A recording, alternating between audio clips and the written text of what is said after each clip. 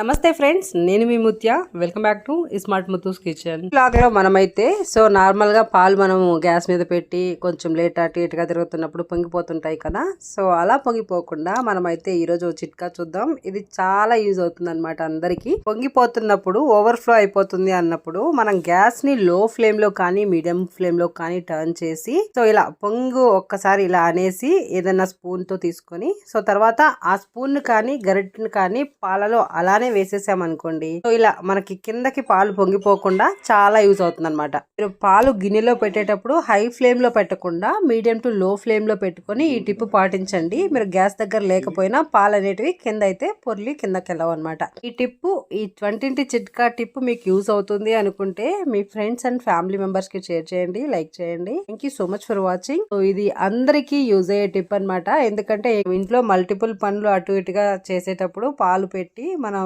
ఎక్కువగా అటు ఇటు వెళ్తుంటే ఇది ఎక్కువగా చాలా మంది ఫేస్ చేసే ప్రాబ్లం అనమాట. Thank you so much. Bye. Subscribe for more.